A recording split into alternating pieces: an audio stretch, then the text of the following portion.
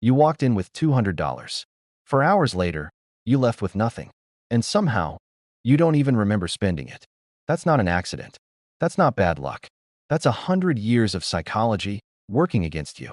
Every carpet pattern, every sound, every free drink, engineered in a lab to make you stay longer and spend more than you ever planned to.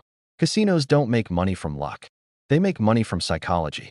And in the next 15 minutes, I'm going to show you exactly how it works.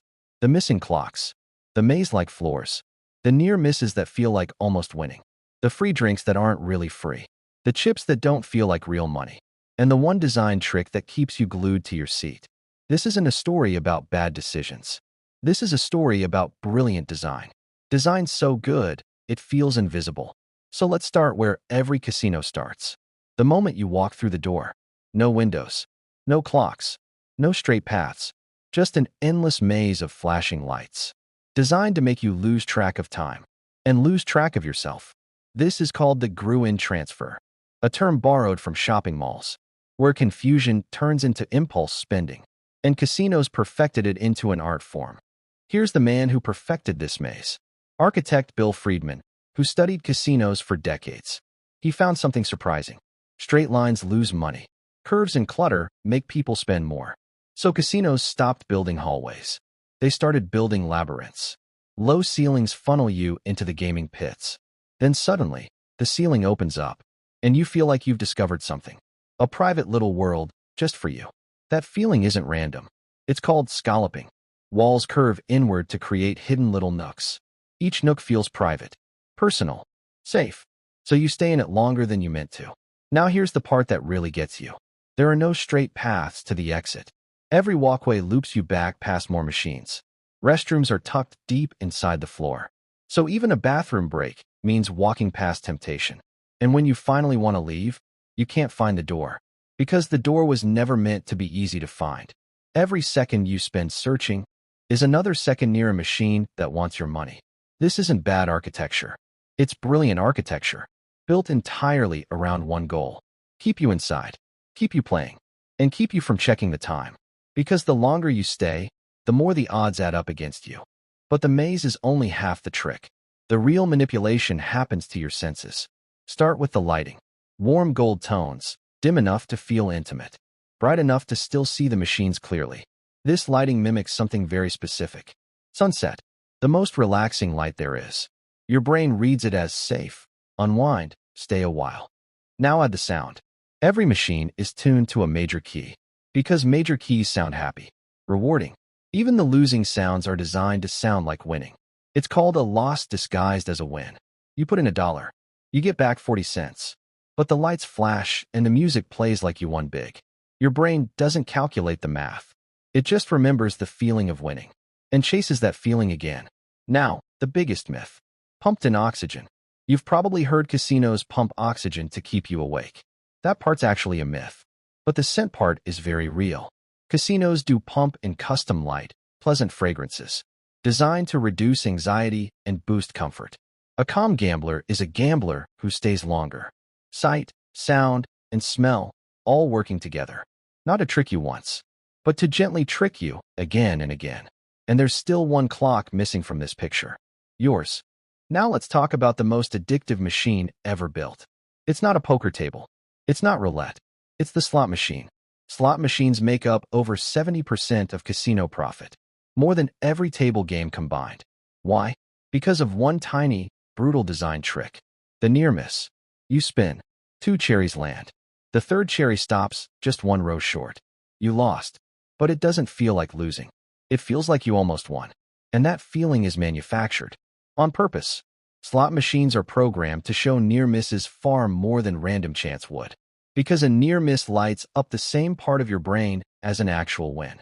Neuroscientists have studied this exact effect. Your dopamine spikes almost the same either way. So your brain says, try again, you were close. This isn't a new idea, either. It comes from a famous 1950s experiment. Psychologist B.F. Skinner and his pigeons. He found that rewards given at random intervals create the strongest, most addictive habit of all. Not a reward every time. Not never. Just sometimes. Unpredictably. That randomness is called a variable ratio schedule. And it's the single most powerful reward pattern known to psychology. It's why you keep checking your phone for notifications. It's why slot machines are built the exact same way. One more spin. Just one more. That sentence has cost people everything they own. Now let's talk about the moment your money disappears. Not spent. Not lost yet. Just transformed. Real dollars turned into little colored discs. This is one of the oldest tricks in the casino playbook. Because chips don't feel like money. They feel like tokens. Like a game. Behavioral economists call this the abstraction effect. The further money feels from being real, the easier it becomes to spend without pain. Try that with actual cash. Suddenly your hand doesn't want to let go. That's loss aversion. Losing feels twice as painful as gaining feels good. Chips are designed to quietly switch that feeling off. And modern casinos have taken this even further. Cashless gaming cards. Digital credits. Tap to play. No cash. No chips. Just a number on a screen. And numbers on a screen are the easiest thing in the world to ignore. This is the exact same psychology behind credit cards. Studies show people spend far more when it doesn't feel like real money leaving their hand. Casinos didn't invent this trick. They just perfected it decades before anyone else caught on. And they didn't stop there. Notice something else missing from the floor. ATMs aren't near the entrance. They're deep inside, past dozens of machines. So withdrawing more money means walking past more temptation. And withdrawing it again and again feels a lot easier than it should. Because by now, your brain barely registers it as spending at all. It's just continuing the game. By now, you've spent hours at that machine. And some tiny voice says, "You've come this far. Might as well keep going." That voice has a name. The sunk cost fallacy. The belief that money already spent should affect what you do next. Even though, logically, it shouldn't. The $200 you already lost is gone either way, whether you stop now or keep playing for 3 more hours. But casinos count on you not thinking that clearly, especially once they start rewarding you for staying. Ever wonder why casinos give away free rooms, free buffets, free drinks, free show tickets? It feels like generosity. It's actually a calculated investment. Casinos call it comping, short for complimentary. And every comp is based on exactly one thing: how much they expect you to lose. That little card you swipe before you play, it tracks every single bet you make, every machine, every hour, every dollar, and it quietly calculates your worth as a player. The more you're likely to lose, the nicer your free room gets. This is basic reciprocity psychology. When someone gives you something, you feel obligated to give back, even if what you're giving back is your own money. It's why the free drink always arrives right when you're winning, and right when you're tempted to cash out and leave. One small gift, one more reason to stay in the seat. And staying in the seat is the entire business model. Here's a strange little detail you've probably never noticed. Most slot machines have a button to stop the reels yourself. You don't need it. The result is already decided. The second you hit spin, the outcome is set. But pressing stop makes you feel like you're in control. This is called the illusion of control, and it's one of the most studied effects in gambling psychology. Psychologist Ellen Langer proved this decades ago. She found people who chose their own lottery numbers valued their ticket far higher than people given random ones. Even though the odds were exactly, mathematically identical. Choice doesn't change your odds, but it changes how much you believe in them. Casinos build this illusion into everything. Dice games where you get to roll yourself. Card games where you choose to hit or stand. Even the walk to the machine you picked yourself. Every choice feels meaningful. Every choice is, statistically, irrelevant. Because underneath every game is a fixed mathematical edge that never moves.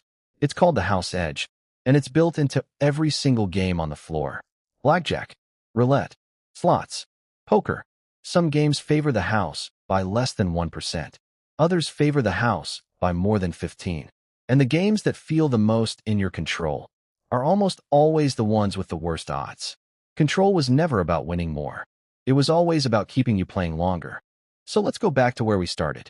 You, walking in with $200. Now you know what's waiting inside. The maze with no straight paths. The lighting tuned to make you lose track of time. The near misses built to feel like almost wins.